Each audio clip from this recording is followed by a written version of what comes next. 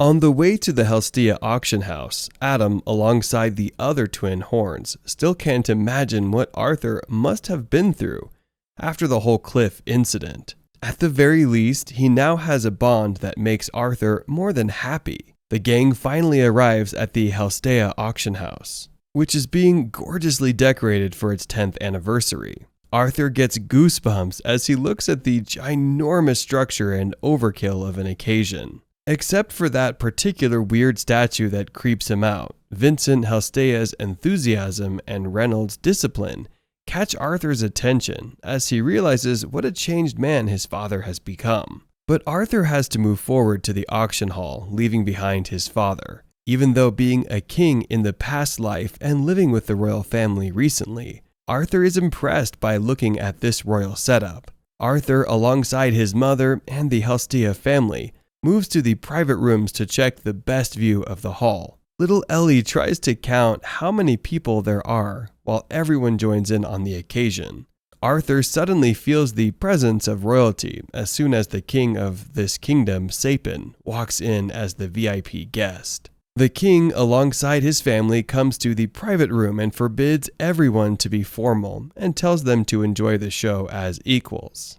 The queen's eye catches Arthur's pet Sylvie, and she asks how could a mere child make a bond with a mana beast? Arthur claims it is dumb luck, and adds that their bond is on a mutual agreement, which shocks everyone in the room, including King's Court mage Sebastian. Sebastian rushes toward Arthur to get to the bottom of their bond. However, the king stops him from his irrational behavior and orders him to get back to his position. It's not time for an experiment. Greedy Sebastian glares one last time at Arthur as the chapter ends.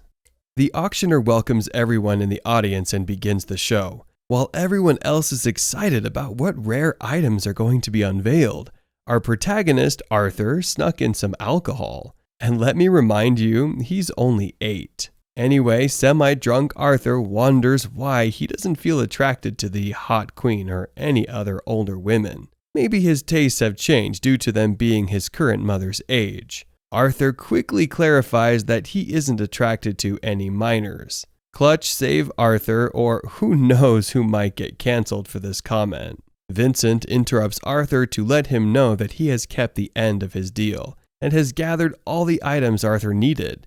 However, Arthur is overwhelmed when he hears about the grand prize of the sword and asks for something less flashy. The auction commences and lots of rare artifacts catch everyone's attention, including the King of Sapin. Even His Majesty bids and wins on a lot of A-rank items, since no one wants to outbid the king. While enjoying the show, Arthur suddenly notices that Sylvie is nowhere to be seen, and after looking for a while, he sees that Sebastian has cornered Sylvie and has taken an interest in the little dragon. Sebastian even goes on to tell Arthur that a mere commoner like him shouldn't have such a special mana beast in his grasp, and threatens to forcefully take it for his own. Arthur gets enraged and begs Sebastian to say it once more as the chapter closes. Vincent wonders what kind of sword Arthur wanted as nothing in the auction is coming to his liking. He suddenly falls to the ground in pain,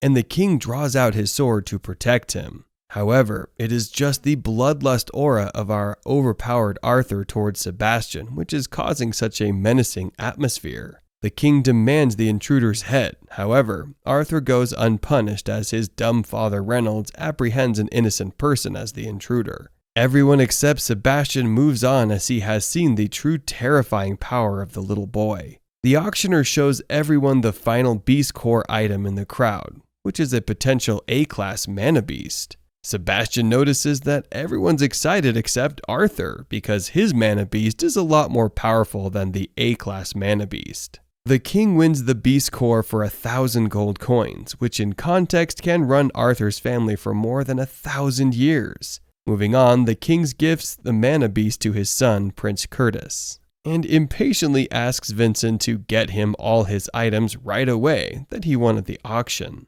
On their way, Sebastian whispers something to the king's ears and smirks while looking at Arthur. As Reynolds enters the room and bows to His Majesty, the king reveals that his royal guard Sebastian has taken a liking to Arthur's bond and wishes to Reynold that he should give Sylvie to the king as service towards his country. Arthur is still in shock as he realizes power is everything, and Sylvie, who is like a daughter, is going to be snatched away by the all-powerful king. Seeing their hesitancy, the king offers to compensate them handsomely. Arthur is not pleased by this, and he glares rudely at the king. He realizes he's a nobody and keeps his calm and explains to the king that even the most magnificent sword in the world cannot replace Sylvie. So the king offers Arthur his A-class mana beast for Sylvie as a trade. After refusing multiple times, the king loses his patience and asks for the bond one last time.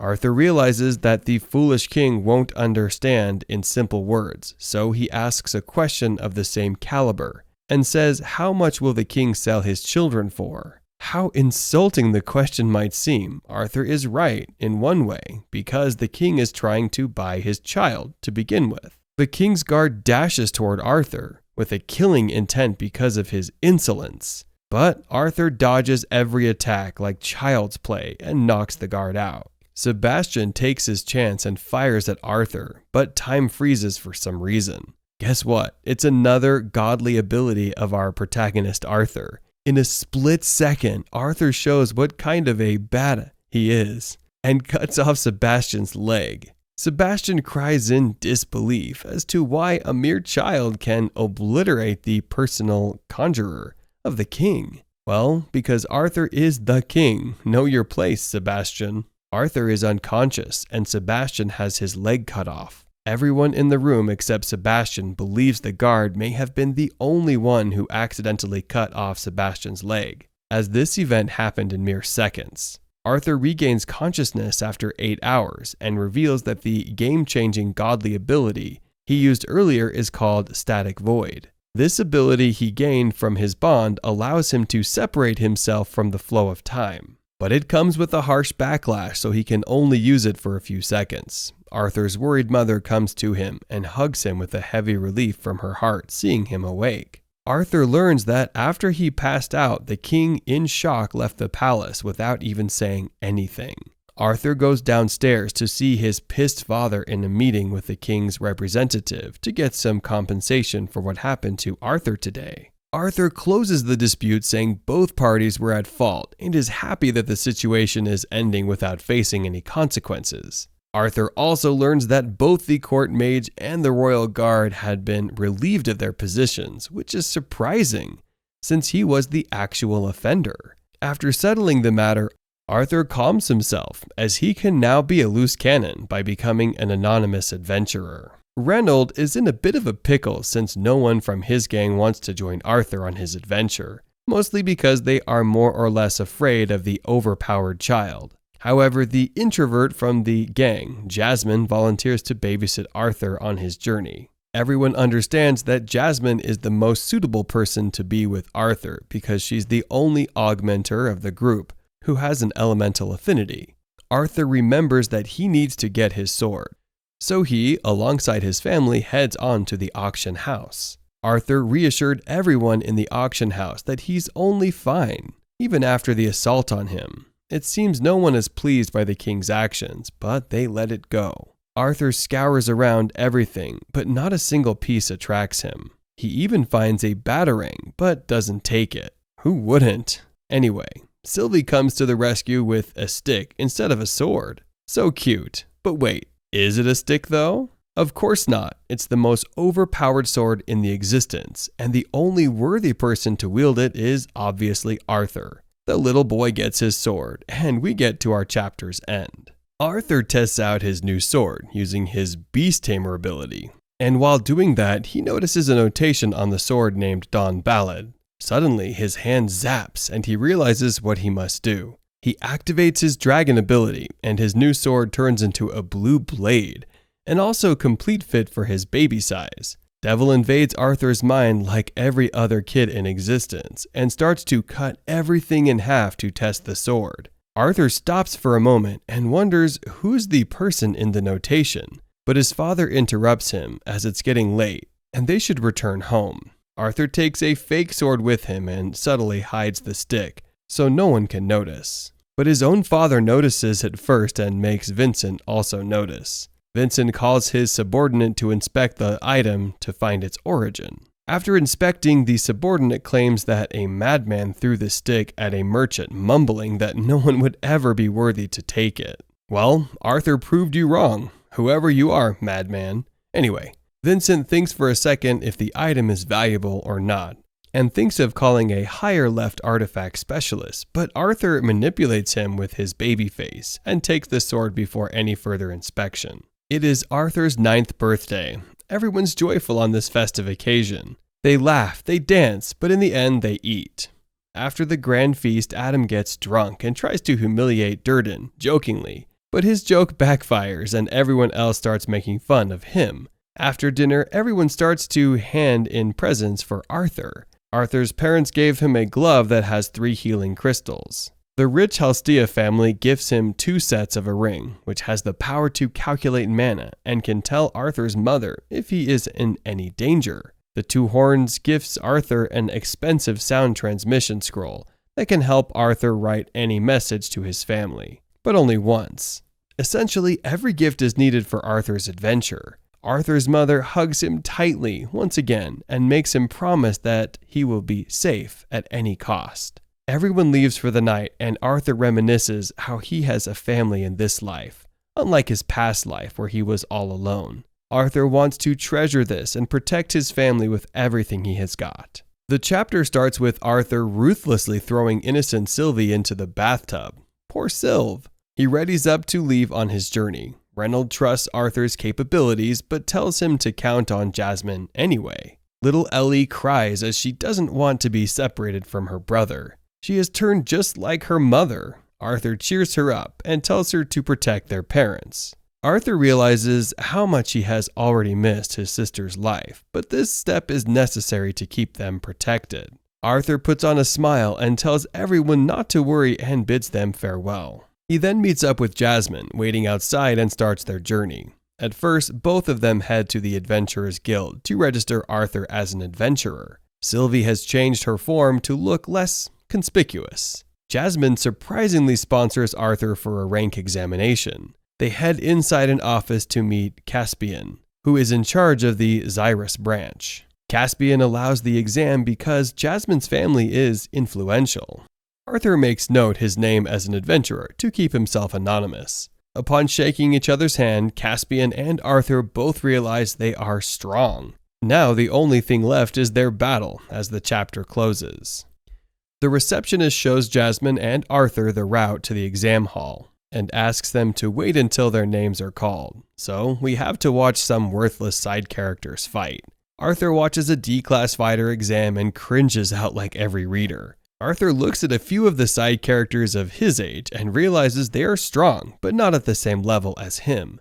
We see a conjurer battle it out with the examiner with the hands. A bit of a Harry Potter there. Arthur learns more and more about head-to-head battles after watching the side characters fight. The announcer calls someone named Elijah, who is selected prematurely, to B rank without being tested for some reason. As to why is a mystery to be found out later on. Next up is Lucas Wykes, who is too arrogant and needs to be disciplined by the examiner. Find out more in the next one. The fight between the elf Lucas Wykes and the unknown side character examiner commences. Lucas summons a fire protector guardian, which impresses everyone, except for the fact that he's a jerk who needs to be taught a lesson, which seems to be a one-sided battle. Lucas loses because of his infatuated ego. He loses the fight, but tries to sneak an attack when another examiner comes in to stop him. Lucas humiliates the examiner, but they let it go, since he's from a noble family, and nobles cannot simply be spoken against. And Lucas gets B-ranked as well. Now it's time for the main character to shine. As he steps into the ring, the examiner trembles in fear as he feels the immense pressure coming from that little boy. So, obviously, the branch head Caspian has to interrupt and do the test himself because the examiner has turned into a sniveling rat. Is Arthur up for the challenge? Now we wait for the full-powered battle to commence. Everyone in the crowd is paying full attention to find out what both this mysterious man, Note, and Caspian are made of. Arthur faces a man who not only is head of his guild branch, but also a AA rank adventurer of the highest level, and he can feel the bloodlust aura from him. So he knows this test isn't going to be very easy. However, Arthur isn't scared, but excited because he can set himself loose without worrying about his family, since his identity is confidential. They both start their battle at their highest speed. At first, Caspian looks to be on the upper hand, but Arthur catches up quickly with his increase in speed, which shocks Caspian. Caspian takes it a bit seriously and gets some height advantage. Arthur, being a foot taller man in his previous life, is still not accustomed to his underdeveloped body, but still doing well as a rookie. Caspian takes it even more seriously and prepares a deadly attack. Arthur's whole body screams at him to move, and after some dashes and dodges, Arthur manages to come up close and shows off his fire attributes. Caspian wonders why he feels nervous, even though he's a renowned AA class adventurer, and when Arthur is a nobody. Maybe because Arthur is the main character and not you, man. Anyway, the chapter ends with both sides on equal feats. Caspian had thought of the outcome to be clear, but seeing Arthur's skills, he has become nervous and unsure. Caspian moves quicker and forces Arthur to bring out more tricks up his sleeve. Arthur quickly grabs a hold of Caspian to launch a deadly attack, but Caspian snaps. Arthur gets ready to launch his final lightning move, but Caspian gets a hold of himself. He apologizes to Arthur for getting carried away and ends the exam.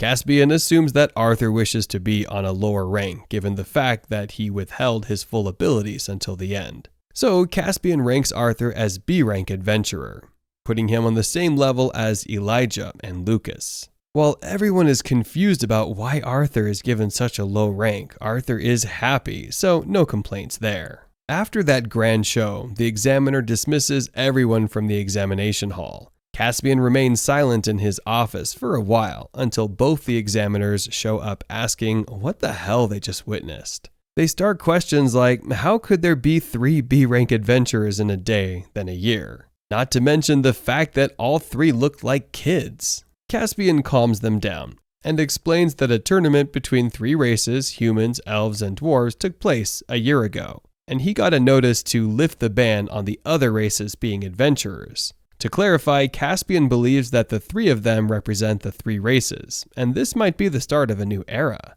Lucas is a half-elf, and Elijah is a bit of a mystery, as his origins are unknown, but are from the Dwarf Kingdom. Arthur is human, but Caspian doesn't know that. He only assumes Arthur to be human. The examiner exclaims how much of an amazing fire mage Arthur is, but Caspian believes that Arthur's sword art makes him a real beast. Caspian also noticed that Arthur's movements were a bit off, like he isn't comfortable with his own body. Nevertheless, he cannot imagine how terrifying Arthur would become when he grows older. This world is truly entering a new and exciting era. After the adventure rank test, Jasmine and Arthur are sitting in the hall. Jasmine is concerned about Arthur after his epic battle against Caspian, but Arthur enjoyed every moment of the battle. He asks Jasmine what kind of relationship she has with Caspian, but Jasmine is hesitant to answer. She explains that her noble, powerful father has deep connections with the Adventure Guild,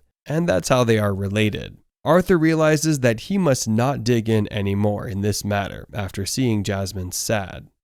A few moments later, the receptionist calls up Arthur, referring to him as Note, and congratulates him. Arthur gets his new adventurer ID and his much-needed freedom to use his powers in the vast open world. However, the duel earlier with Caspian makes him convinced that he needs to master his beast will, magical elements too, as soon as possible. Otherwise, he is going to fall off. Arthur also realizes that since he was too busy learning his magical skills, he had completely forgotten to keep up with the physical skills that he had learned in his past life. So he has to catch up to a lot of things. While thinking of all of this, Arthur accidentally bumps into Elijah, who is also B-rank adventurer like him. Arthur apologizes for it and tries to introduce himself to Elijah. Seeing them together, another examinee from earlier, Lucas, joins in on the conversation and tries to act as cool as possible.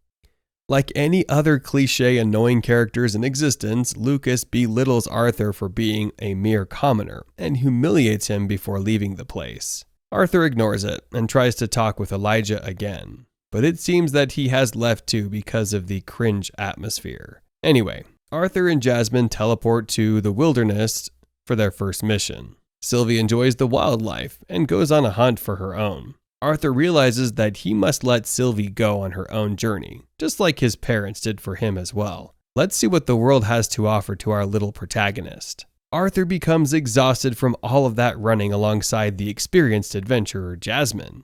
Jasmine compliments Arthur for keeping up with her all the way, and goes on to set up a camp.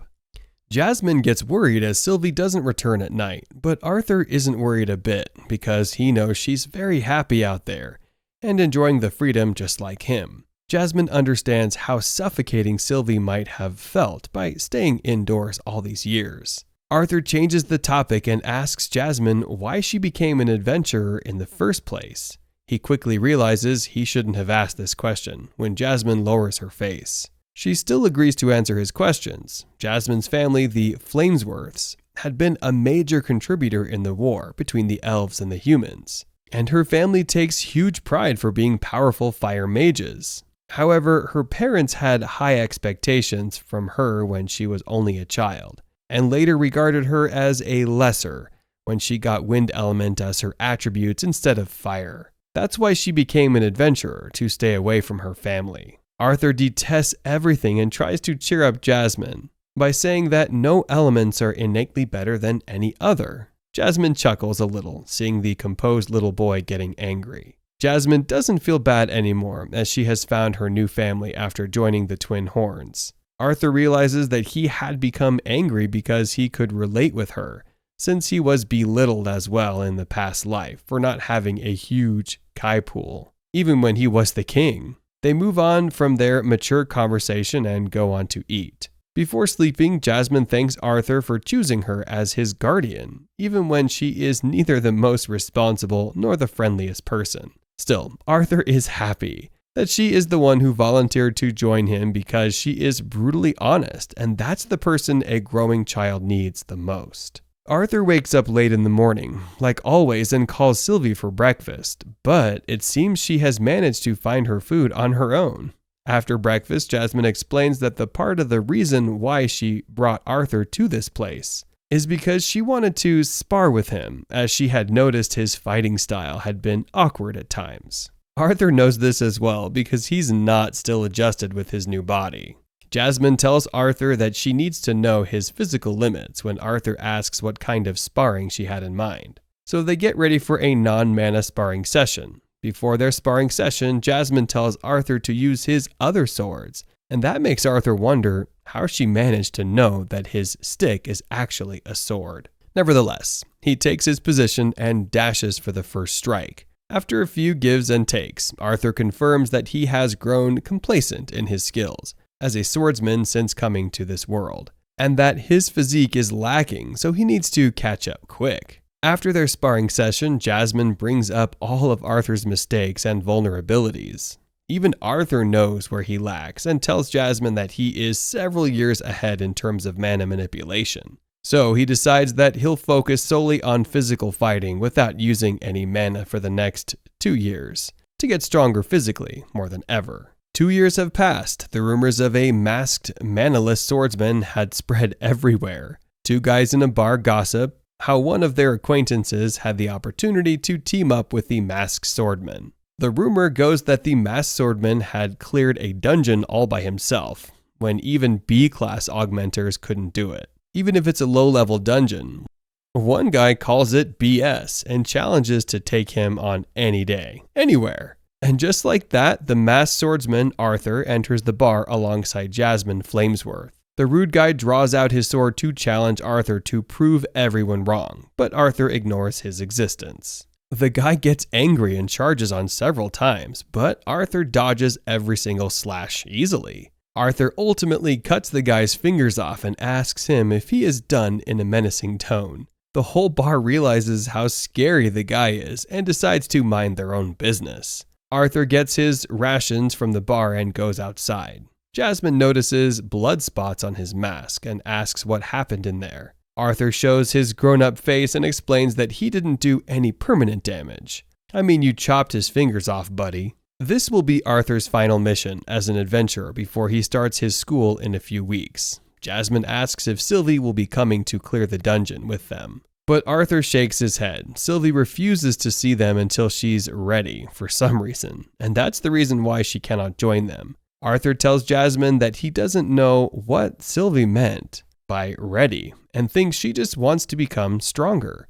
Arthur tries to focus on his mission and hurries with their horses to the team camp. After reaching there, Arthur encounters with Lucas, which looks like a bad omen already. Arthur gets introduced with everyone in the team. The nutjob Lucas Wykes is always rude towards everyone in the team. Elijah Knight is coincidentally also on the team. The three besties all together for one last adventure. Let's go. Almost everyone in the team are in A rank except the team's leader, Brawled Landon, who is a AA class fire attribute augmenter. Jasmine has also become a AA class adventurer like Brawled, while Arthur is only at A class. Brawled finds Arthur mysterious but ignores it. Seeing them with bags, Brawled asks Arthur to use their dimensional rings, which is like a portal storage to store their bags. However, it is very pricey, so Arthur doesn't have any money to waste on such an expensive item. Elijah offers to help with his dimensional ring, and Arthur thanks him for that, which makes Elijah blush. Anyway, Brawled becomes confident seeing the bold team and tells them to prepare themselves. The whole team gets ready and heads into the scary dungeon. Let's find out what awaits them in there.